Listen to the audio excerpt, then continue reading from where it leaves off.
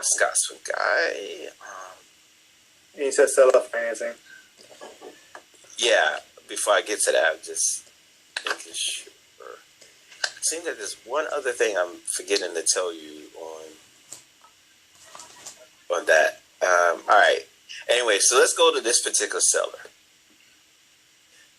I believe earlier in this conversation, you told me that he doesn't have a mortgage. Right. That's your saving grace for this deal. If he believes this property is worth $975, yeah, I'll go into contract with you. It's kind of like a master lease option deal. I'll go into contract with you, and in fact, I'll close, but you're going to do the financing. He doesn't have a mortgage, so he has plenty of equity. So you're going to do the financing. So I'm closing with you, and you're going to carry a mortgage. What I need to know today is what's the least amount of money you need right now.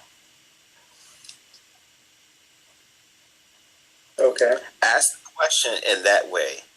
What's the least amount of money that you need right now?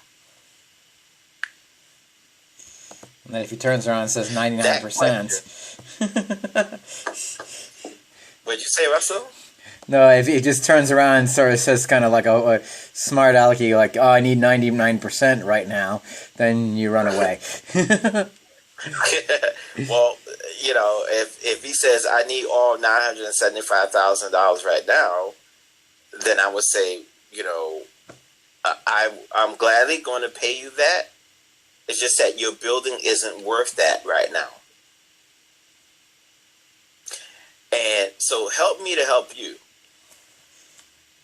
I'm overpaying for your building. Your building value is based on the income and expenses that are occurring today. Mm-hmm. Your building, dear sir, ma'am, you can hire an appraiser. No way will they come in with a valuation of $975. Because they're going to take the income and expenses and multiply by the cap rate for the area. No way will it get to $975 because income is only $3,000.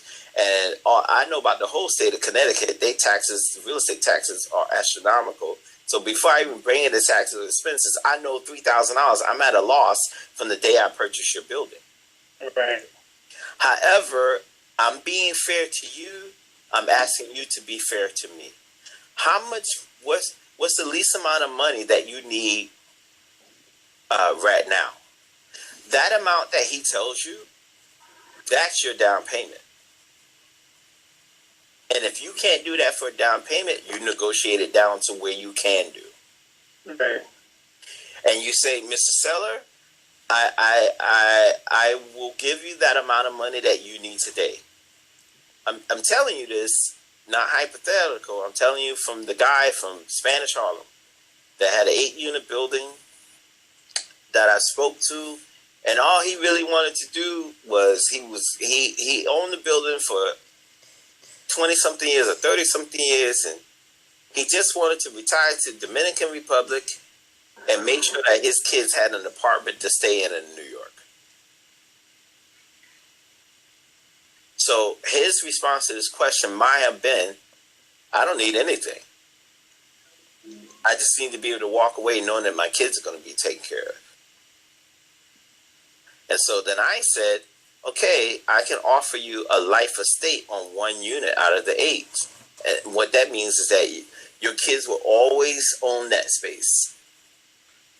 I'll own the other 7, and your kids will own that 1 apartment. And you can go off to Dominican Republic, and I'll send you money every month while you sip. Well, I'm sure he didn't. While you drink Coronas or Presidente, whatever the beer is in Dominican Republic on the beach, relaxing for your retirement. So you asking the question gets to what does he need right now? Why is he selling this building? We want to get to what is his pain point. Because he accepted your offer for a particular reason. Once we address that, we're able to make a deal. It becomes a win-win for both of us. Well, Javier, all I really need right now is $30,000 because I got a tax lien on another property I need to pay, or I just need 50 because I owe somebody else some money that I borrowed, or I need whatever it is. I'm just throwing numbers out there. Or Javier, I don't need anything. I'm just looking to sell it. Okay, great. So I tell you what, in good faith, I'll give you $10,000 to purchase the building from you. Since you don't have a mortgage, I'm asking you to do seller financing for me for a period of X years. So what works for you? Remember, never throw out numbers. Let them throw out numbers. Right. He may say, "Oh, in 10 years," and you might have been thinking 5 years. For a loan term. But let him throw out the number first, and then you negotiate from there. And so, all right, so yeah, so you're gonna carry a mortgage for me, and here's my plan. My plan is to pay you. The way my mortgage payment is going to work to you, and I know this may sound a little unconventional, yet these are unconventional times. The way my mortgage payment is going to work to you is that I'll pay you 50% of the net profits every month that this building generates. So you and I become partners. And when I've repositioned your building now, because you're giving me a building that's vacant, and the vacant building has no value in today's down market. When I've taken and I've leased up those properties, and I got it to a point where a lender will provide financing, I will refinance your mortgage, paying you off your equity. That's the only thing I would be considering doing right now. If this building has some residential space, we'll be having a totally different conversation. Yet it's all commercial, and the commercial sector is going to get hit the hardest out of this crash that's coming. Not that it's a dead deal. It just creates more of an opportunity for you to be creative. Yeah. And the seller has to work with you. But I wouldn't do any of that until I'm in contract with him, that I have those contingencies, which I already know up front. I'm not going to be able to get conventional financing. I don't know any hard money lender that's going to touch a commercial space in this environment without any anchor tenants, and you only have H&R Block. But $3,000 a month doesn't equate to $975 purchase price. Right. So you can even say, hey, you can even go through the rigmarole of paying for an appraisal and the whole 9 yards, and presenting that appraisal to the owner, saying, hey, I can get financing, but it's at this purchase price, which I'm telling you will not be $975 or even greater. It's Right. a whole lot less. So what I'm trying to do, Mr. Seller, to make this a win-win for both of us, is basically I'll gladly pay you on Tuesday for a hamburger today. I'll gladly pay you $975 when the building value gets to $975. I can't pay you that today. What would you say the value is right now, being that I said that there's only H&R Block? At $3,000 a month, so that's $36,000 a year. I don't know what the taxes are and the insurance and everything else, and I don't know the cap rate for the area. But it's with $36,000 a year income and knowing the tax is high, this building is worth less than $100,000. Mm. Yep. Watch, how much are the taxes, Harvey? I think it's like 30K a year. I knew it because on my little small building, the taxes are $15,000. And it's residential. This is commercial. So I knew your assessment was going to be higher. Yeah. CT really has to lower its commercial tax. No, the government don't need to do anything. Yeah, well, there wants more commercial tenants. That's what I'm saying. I just want to say good luck with that, Russell. In Yeah, fact, you know what? I've said for this is going to be my third month in a row saying, which I'm even nervous about the building we're in. I got a friend who, again, as I told you, her maintenance went up because the commercial spaces are dead. yeah. All the commercial tenants went out of business. And so her co-op says, okay, guess what? All you other unit owners have got to take up the slack for that missing income. So we're not talking about an assessment. Assessment is something that's for a time period. They indefinitely increase her maintenance with only a 30-day notice. Yep. I don't see the federal government or local governments decreasing your taxes. They've had, what month is this now? This is October, which is 10. The stay-at-home started in April, 4. So we've had 6 months of basically a huge downturn in sales tax revenue. I don't see them doing it either, just so you know. No. Yeah. I see them increasing Right. our property taxes next year. Now, the building I live in, the commercial spaces, have been vacant. I'm just like, for that 2021 budget, I know they're going to give us an assessment or an indefinite increase in the maintenance. Now, I take that back. There's only one saving grace, is I believe all the commercial spaces in our building are owned by the building developer. So they are in the end responsible for that rent that they're no longer getting from the commercial spaces. However, there's only one tenant left. That's the nail salon. No matter what, women got to get them nails and them toes done, boy. That's another recession-proof business I'm thinking about. hair nails. No matter, you can be poor as I don't know what, but you're going to look good. But anyway, so that's the only tenant that's open, and hopefully they're paying rent. But they were closed for a while because of the stay-at-home order. So I could only imagine that the board of this building is going to say, your common charges are going to go up next year for 2021. Even though the sponsor or the owner of the commercial condos is still responsible for paying rent, that just means that's time that we could go to spend in court. That's all fine and dandy to repay the owners later, but in the interim, we still got to pay for the doorman and their benefits and the porter, the people that clean up the building, and the water bill and the gas bill and the insurance on the property and all these other expenses. So on the building, all 200 and something people, apartments in this building, you guys have got to pick up the slack. And so here's not an assessment. Here's an increase in your maintenance until this economy turns around. And then we'll decrease it. So I'm already planning for 2021 for, the common charges to go up. That's not my building, not just my building. That's everywhere. Because commercials going to be hit hard. So why did I just say all that? It was, about the taxes.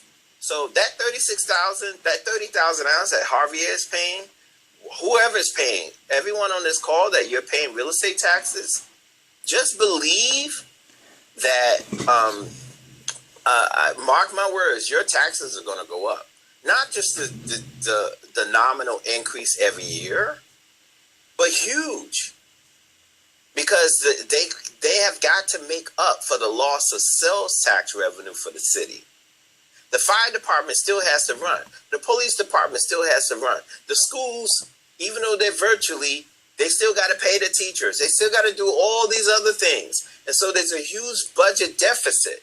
We can't go back and tell those business owners, those 6 months that you was closed for stay at home, we just going to guess to what your business revenue would have been, and you still pay those same sales tax? Heck no, that's not going to happen. So what are these local governments going to do? If they're not getting the income from sales tax, guess where they get the income from? Real estate tax. And so to make up for the shortfall of the budget, Harvey's taxes are going to increase from the $30,000 he's paying. In fact, that's always part of my due diligence in buying a building. Before I buy it, I call it the tax assessor and say, hey, I'm buying this property for $975. When I buy this property, you're going to increase my taxes, because every sale that gets recorded triggers a tax evaluation. If you buy below market, your taxes should go down. But he's buying above market. And so that those $30,000 that the taxes are, they're going to go up big time. Not only big time next year because the sale is being recorded, the $975 is going to be recorded, but oh God, I forgot the number. So they take your tax assessment multiplied by the tax rate. The tax rate is going to go up because these governments have got to make up for the loss of the sales tax revenue.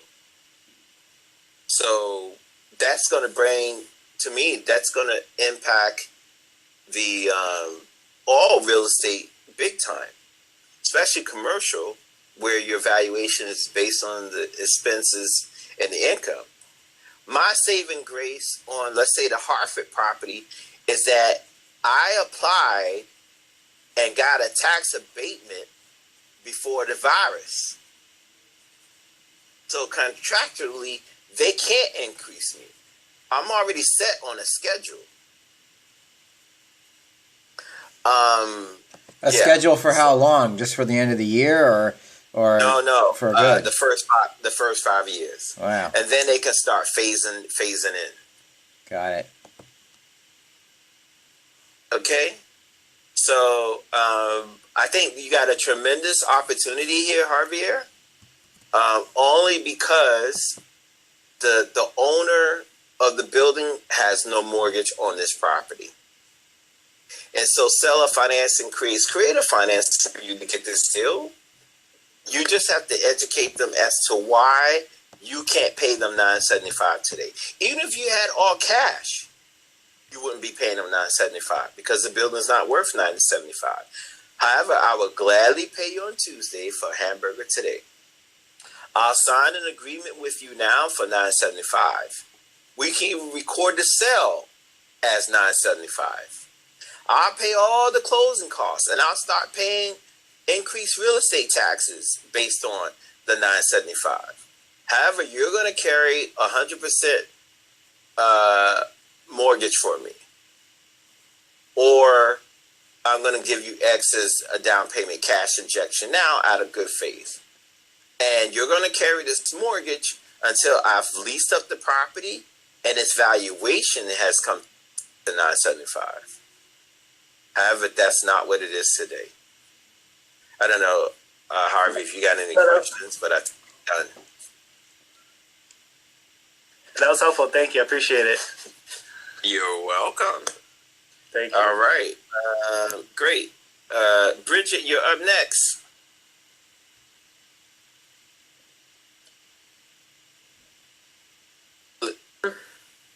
Bridget, there you go. You were muted. Bridget, you're up next. You put a question? Yeah, can you hear me? I certainly can. And I miss you, Bridget. Haven't seen it. How my girl doing? I'm Is Robin on the phone? No, your partner, Robin? No, she's not. Yeah. All right. So what's your question? Yeah, just to piggyback on what the advice that you just provided. So I wanted to know, how would the conversation go if it's a residential property? So I was told about a property. I think it's maybe about 40 units. Is a whole set of duplexes, and I think it made total somewhere of about 40 units. I was down in Fayetteville, North Carolina a few days ago, and someone told me about the property, so I went and did a drive-by. And they told me also, too, that they know that none of the tenants are paying, and that I guess the owner, if I'm able to get in contact with the owner, that I may be able to get, a real deal on this property if I'm able to turn it around. He did also inform me that he believed that when the owner purchased the property, he probably paid about $400,000 for it. And it just seems like he's a tired, mom and pop operator. And I guess I'm assuming that he self-manages the property, and he's just probably tired and, did an awful job as far as managing the property. And this is probably why he has so many tenants in there not paying. So I am going to see if I can do some skip tracing and get his telephone number. I do know that it's only his personal name. When I checked the tax record, it's a person's name rather than an LLC. And I'm going to see, can I get a telephone number for him? But I did mail a letter to him at the P.O. box that's listed on the tax code. So I just wanted to know, how would you approach it if it's a residential unit that's underperforming versus commercial? I'm sorry, Bridget. I just got to say something first, if you don't mind. I just had a phenomenal, I don't even want to say out-of-body experience, but I just want to acknowledge you, Bridget. I'm so proud of you. From the Bridget that first joined to the group to the Bridget that just spoke now, it's just like, you don't even need me anymore. That was amazing. Everything you just said was perfectly on point. And I can see your growth as an investor. Listen, I don't even know if you can hear my hand clap. I just so impressed with the knowledge and experience that you've gained. And I just want to acknowledge you for that. Oh, well, thank you. Well, I had a teacher, so I learned from the best. So. I just want to acknowledge you for that. I'm just so overwhelmed. All right. I feel like a proud parent. Their kids have grown up, and the birdie's leaving the nest. But, leave the nest, but remember to come home sometime. All right, because we miss you. Okay, so you said everything. You just pinpointed all those pain points that when you have a conversation with the seller, you're going to address them. So, let me. You got a pen and paper or something? I sure do. I have it ready. Notes down? Okay, good. So let me give you the pain points. Number one is that the tenants are not paying rent. Mm-hmm. Number two, whether this is true or not, because I don't know Fayetteville, North Carolina, but just say you probably can't evict them now because of the moratorium. Well, actually, they are doing evictions because I had to file one recently, so they are doing evictions. Okay. All right. So, your tenants are not paying rent, and I don't know how long you can evict them, because I see the government changing the rules almost every day.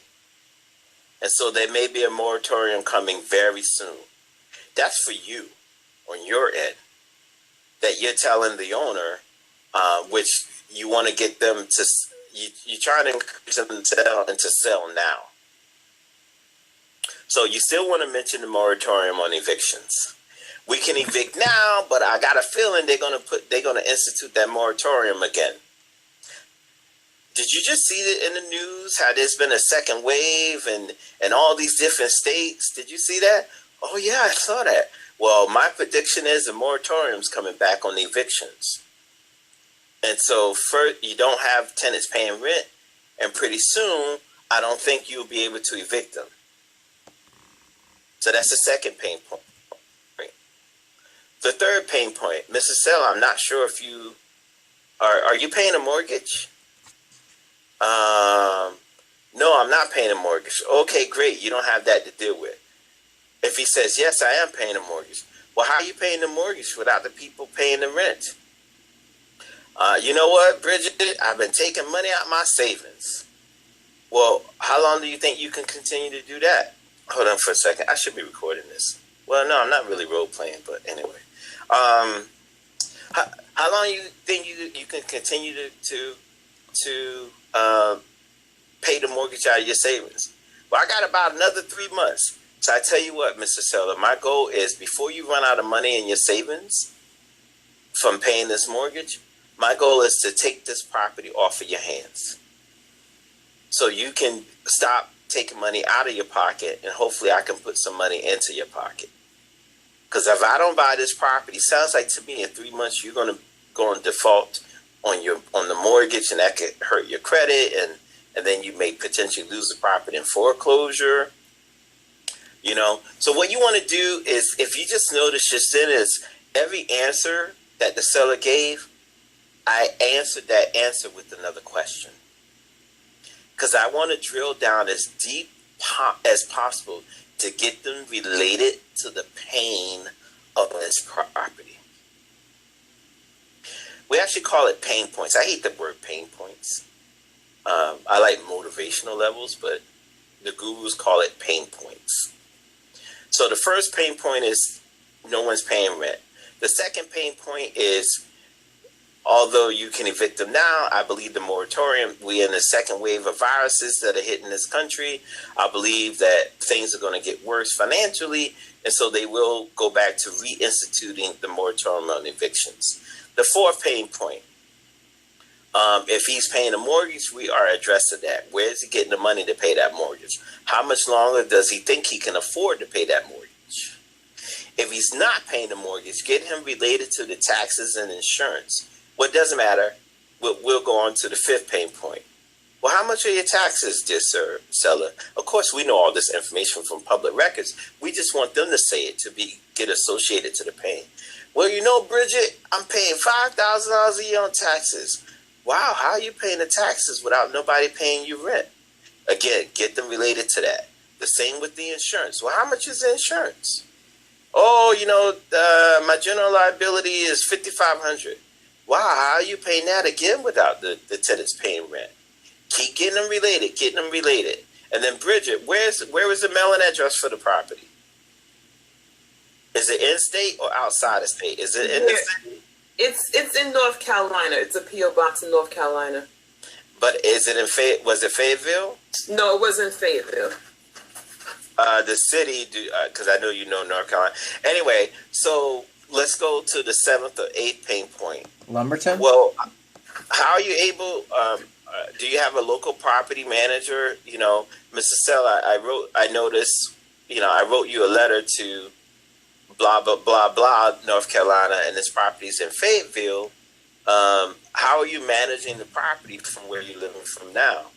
You know, Bridget, that's the biggest problem. These daggone tenants keep calling me about a toilet. Trust me, out of 40 units, somebody's toilet always going on. You know, they calling me, and it's a problem because I'm up here and whatever. So get him related to being an absentee owner, not being able to take care of the property. And then you address all those issues. So, you know, Mr. Seller, what if I told you you don't have to worry about the tenants not paying rent? You don't have to worry about evicting them anymore. You don't have to worry about taking money out of your savings account to cover the mortgage. You don't have to worry about taking money out of your savings account to pay the taxes that are coming up due, because third quarter real estate taxes are due. You don't have to worry about paying the insurance next year on this property. And you don't have to worry about another tenant calling you about the toilet. What if I told you that I'll make you an offer today to take away all of those problems? What would that be worth to you? And then he tells you the number. What will your peace of mind today be worth to you for me to take this property off your hands? So are you getting that, Bridget? You're not saying the number. He does. Then once he tells you that number, you go back and you analyze the property from a cash flow perspective and tell him why you can't pay him that number now. And we'll take it from there. But you don't do that on the first conversation. Right now, you just want to get a number from him because this property is not on the market. It's not up for sale. but we got to get a number from him. So, are you there, Bridget? Is anyone there? I hear you. Yes, I am. I had my phone muted. I didn't want you to hear Okay. my background noise. Yeah. Okay. Do you have any questions about that? Did any of that help you? Oh yeah, most definitely it was helpful. I was actually recording you on my cell phone. Oh, so- perfect. Good. Yeah. So I'm going to see if I can actually locate a telephone number for him today, later on today. Okay, because you sent the letter, right? Yeah, I sent that maybe about 2 days ago when I looked him up and I seen that it's under his personal name and not an LLC. So I said, okay, good. That's kind of like a sign of he's a mom and pop owner, because to have so many units in his personal name, and the mailing address was a PO box. So I sent that letter a few days ago. Okay, so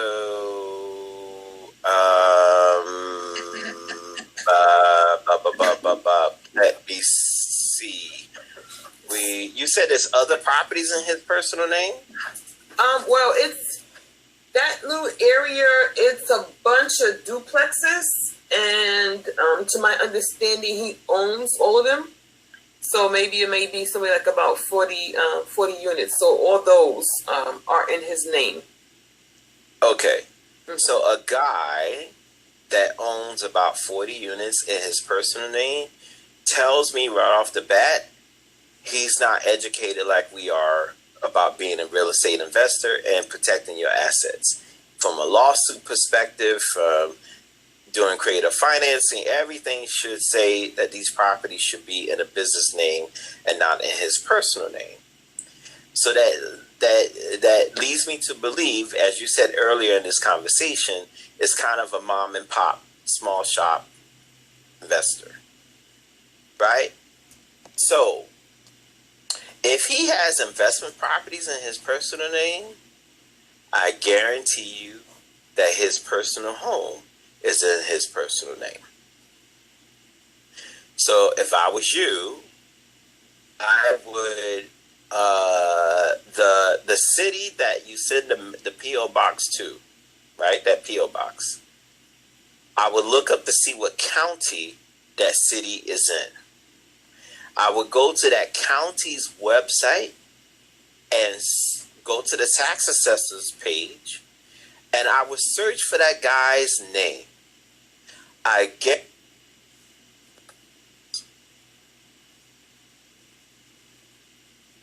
now. We missed that. You missed that? Yeah, you said it was a blank. He blanked out. Oh, You it went muted? mute again? Yeah. Okay. I'll start over. Bridget is going to take the city in which she sent the PO box to in North Carolina. She sent a letter to his PO box in a city in North Carolina. She's going to take that city name and Google that city.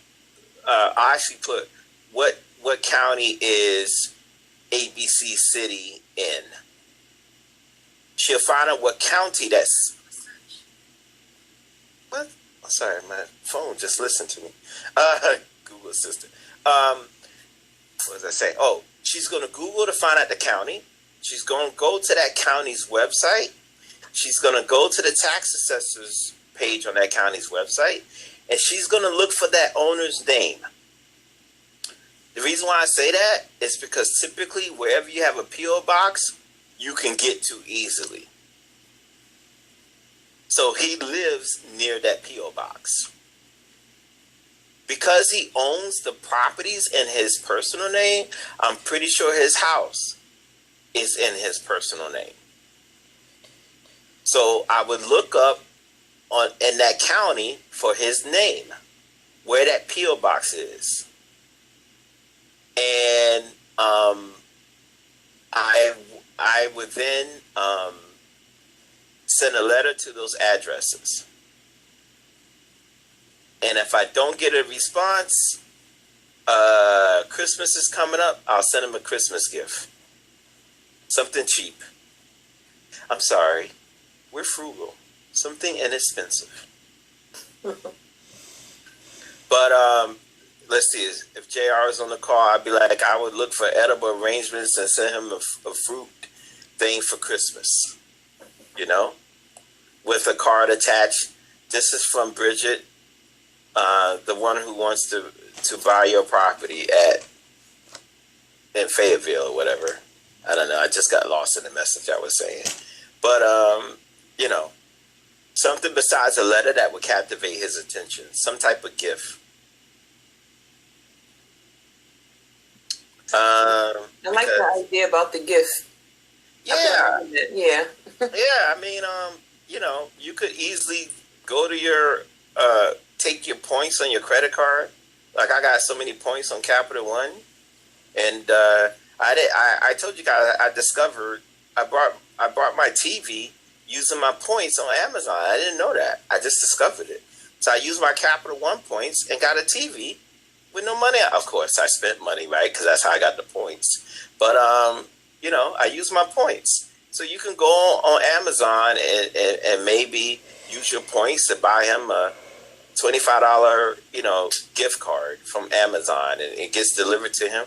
You know what? Wow. Out of all the investors that contact me about my property, she's the only one that gave me a gift. And, you know, I'm going to finally call her. She's been sending me letters, whatever. You know what I mean? So, yeah. I think that's about it, Bridget. You got any questions? Thank you for your advice. Lost in what I was. Good, because I got lost in what I was. Let's see. We got a seller who should be motivated. I gave you 7 pain points as to why he's motivated, and then I just told you how to find him past the PO box. Okay, great. We're good. All righty.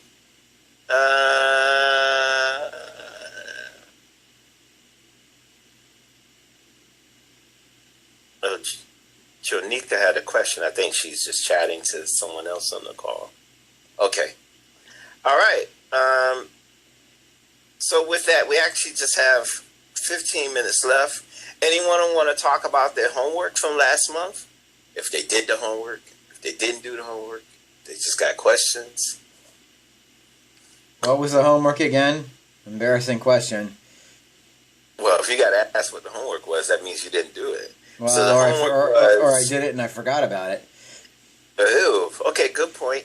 The homework was driving for dollars, and then walking for dollars, as Goran likes to say, biking for dollars, and then taking those properties and contacting the owners. And I forgot, but it's on Facebook. Okay. The homework was on Facebook. As well as the recording. Yeah. Dwayne, the question was actually for you. I'm just trying to find. Okay. Thank you. Oh, say the question, because I'm not going to read it. Just say it. Oh, so I did the driving for dollars. I found Yay! a couple of. So now I'm ready to make an offer, but how do I obtain funding? Oh, it bounced back there. Okay. I think before the communication got boggled there, I think you said, how do you find funding for the offer? You ready to make an offer? How do you find funding? Yes. The offer right now, the funding is not important for the offer.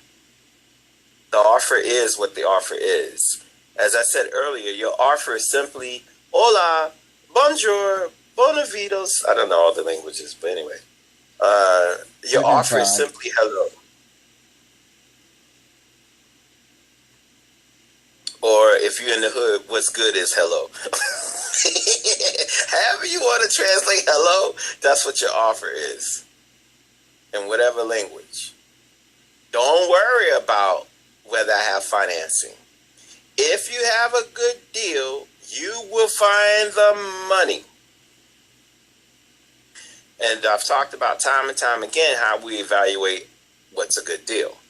If you have a good deal, you'll find the money. But he or she who has control has power. Is Andrea on the call?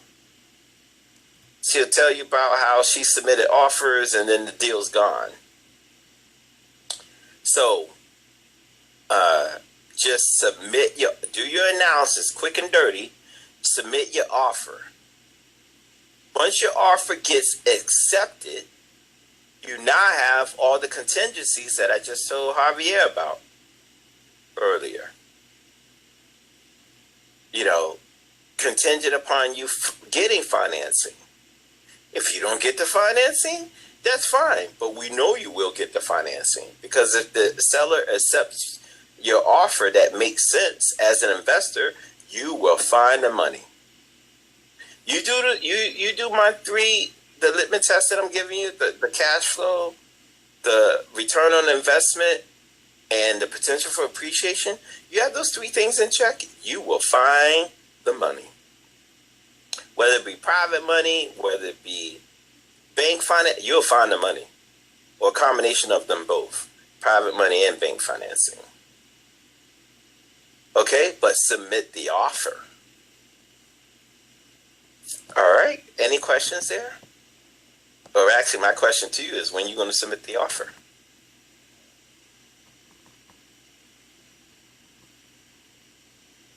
You're muted, in case you're talking. Thanks. Okay, there you go. Well, I guess it's gonna have to be this week then. Oh, I thought it was going to be as soon as we get off this call. Oh, yeah. Because it's just simply sending an email, as far as I know, or a fax or a messenger pigeon. Remember, the early bird catches the worm, right, Andrea? Submit that offer. Okay. It'll be gone in 2 seconds if it's a great deal. Okay? So don't be afraid. Submit the offer. Okay. Alrighty. There's a chat from Michelle. So, Michelle, you're up next. You want to unmute yourself and ask your question? Because I didn't read it. I just see names. Michelle, are you there?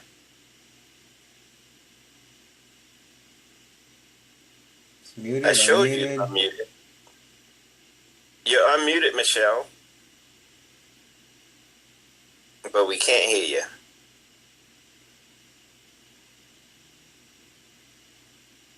Michelle? Okay, you're unmuted. Let me read your question. And then if you have more questions to follow up with that question, you can type them. Hi, Dwayne. If you have an existing business, but it's impacted by COVID, would you spend time trying to pivot, find investment properties, or both? Great question, Michelle. Okay. So, I don't know what your business is.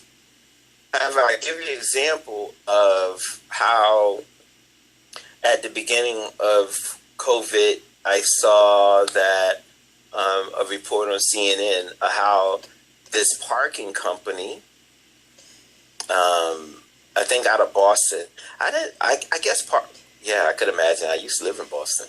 Parking in Boston is ridiculous. Like trying to find a space, like parking is just crazy. And so they pivoted their business to finding parking spots, right? I mean, their business was finding parking spots. And then with COVID, they pivoted to doing the drop-offs for people with groceries. Oh, great. So Michelle says her business is the transportation to New York State correctional facilities. All right, well, prisoners are always in prison, so that's not the problem. The problem is that I would imagine visitation has been limited or, in fact, stopped because they don't want visitors to bring COVID to the prison. Is that probably what's happening, Michelle, with your business?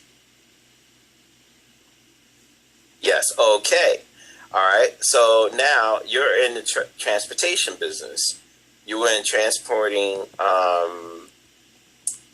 people to correctional facilities. Who else needs transport right now?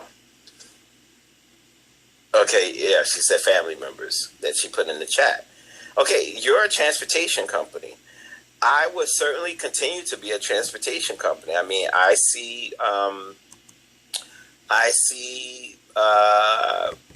whatchamacallit, around here. I don't know what they do. When I go to our post office, there's like this place in the block that says something care facility, but I always see all these old ladies getting out of vans going into this place. And I don't know what they do in there. I don't know if it's a rehab place, but all of them are coming at once. And I'll see 2 and 3 vans of people going into that building. One day I should just ask what it is they do in there. But that's a transportation company that's picking them up and delivering them. I would assume something medical, or maybe it's a senior citizen place. I don't know what they're doing in there. But that just gives me an idea, right? Senior citizens. But I would be not pivoting. I would be repositioning my business to transport other people who need transportation. So definitely in the medical field, there's people that's needing transportation. Who else? I don't know. Maybe. Let's see. Let's think. You guys help me out here. Like if I was in, I don't know about a school bus, but because of social distancing now, maybe they need more vehicles to transport kids with school being open. Yeah. For those who are going to school. I don't know. Who else uses transportation? Well, also those that are disabled use it as go to different facilities. Yep. Yep. So you could. I would definitely call Michelle, the Small Business Administration for New York City, and say, hey, I got a transportation company. Do you guys know of people who are needing transportation that I can pivot to? Besides the ones that I already talked about. I don't know if I would even Google. I don't know if people would place an ad on Craigslist, but how would you find out people who have placed an ad who are looking for transportation?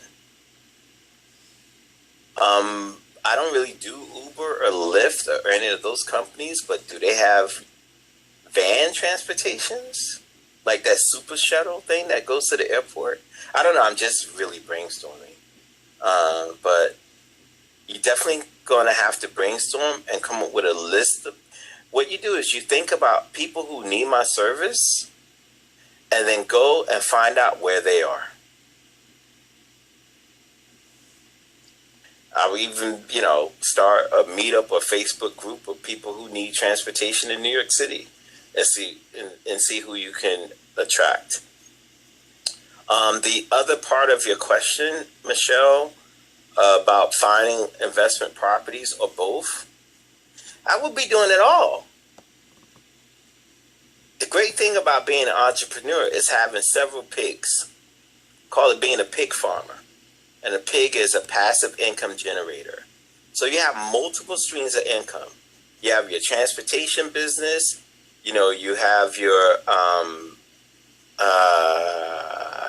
investment property. You have your, knitting class that you teach and people paying for, whatever it is, whatever your interests are, different things that you're passionate about. You have all those passions turn into businesses and you have multiple streams of income.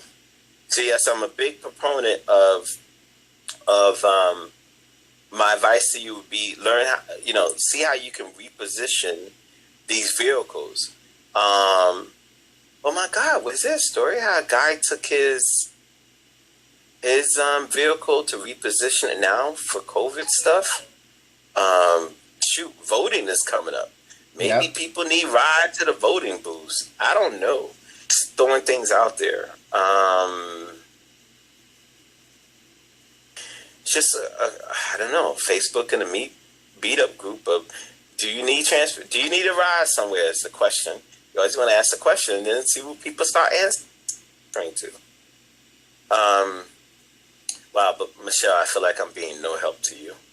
I think maybe I'm a little drained now because we had the 5-minute mark to 4. So question, who is Judy Chung?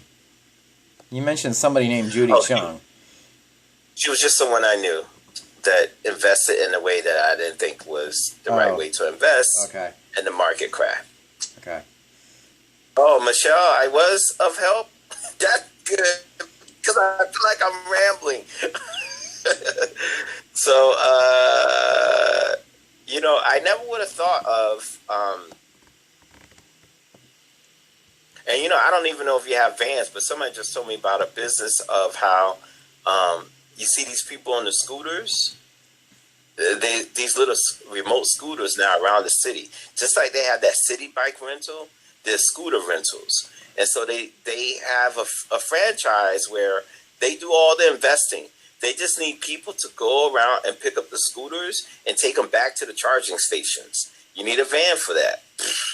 You could not that you're stopping your business, but that could be another purpose of using your transportation vehicles, because trying to put that little scooter in the back of a Honda, yeah, maybe you could pick up 2 or 3 to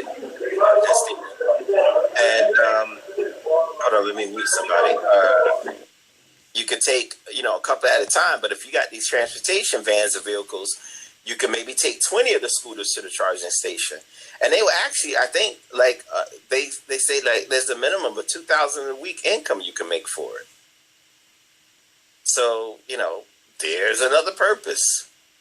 Repurposing the vehicles. These little scooters. I don't know if you guys see any people on the scooters now in the city, but you can rent these little motorized scooters, like you can rent the city bikes. So I might have brainstormed 3 or 4 ideas that you can kind of Google and reach out to companies or organizations. At the same time, when I'm reaching out to them to ask them my crazy idea about offering transportation for them, if they say no, then I can say, well, who do you think might be able to use my service? And guess what? If they say yes, I will then say, thank you. I look forward to working with you. And who else do you know might be able to use my service? So I will always be asking for business. So any questions, Michelle, about any of that I just shared? You can put in the chat. What did you just share? I'm sorry. I was in the middle of taking care of my daughter. Oh, I just shared some ideas for Michelle's question to how she can basically reposition her current transportation business and how she can expand it. But we got 1 minute left, and Daniel has a question. So Daniel's question is there a website that explains how to rent your property Section 8? Oh, man, that's a loaded question. Not that I know of, Daniel. But let's by next month, hopefully you will find a property that you're ready to rent to Section 8. And I'll tell you then what to do. I have. What do I do if I see a boarded up house that I want to flip, and my credit is crazy? It's not crazy, meaning it's low. How do I get started? Where do I go? Well, it's 4 o'clock, so we're out of time. You can ask that question next month, but I will say, if you go to the homework from last month, or was it month before, where I talked about driving for dollars, I gave all the steps on what to do, because you got that boarded up house, you got to find out the owners, you need to present an offer to them. And what we do in this group is we never have credit and we never have money. It's always somebody else's money or somebody else's credit or someone else's time. I'm just joining the group. I just joined today. Oh, okay. That's what I'm saying. Yeah. All right. I'm Kenneth Willis. I emailed you and everything. That's what I'm saying. I want to follow you and everything. And Daniel. Okay. So send an email with your question, and I'll send you a link to the Facebook with the recording that explains your homework assignment, and that will get you going. But right now, the abandoned property before you leave it, write down the address. That's all you need. and the homework will tell you how to do the rest. All right, and welcome. I'm sorry for all the new people that's on the group. What you want to do is you want to go to RichDadNYC.com, and you want to click on Join Today. It's simply just for you to register your email address to get the e-news announcement for when the meetings are. They're always the third Saturday from 1 to 4 p.m. We normally meet in person. However, because of the virus, we're doing this virtually. And probably next month I'll go into more about how the group works.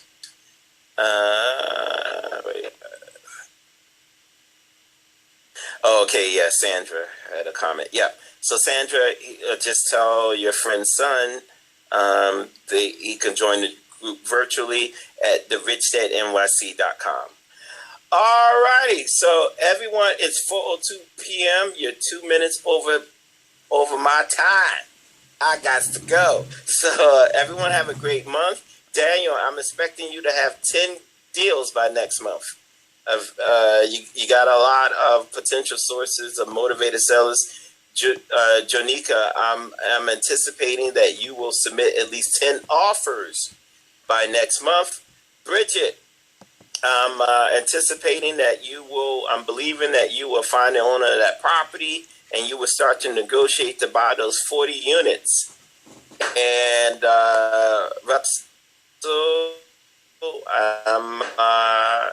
I'm anticipating you'll continue to do your homework and find some more deals. And Javier, he's not on the call anymore, but I'm anticipating that he's going to renegotiate. $975 is way too much money for a property that's generating $3,000. So you said I just got to email you, right? To get that lesson from last week? Yes, sir. RichDadNYC at yahoo.com. You already had my email because you emailed me this. Okay, great. I don't remember because that you'll learn about me and my memory. So I already know about you and your memory between you and Daniel.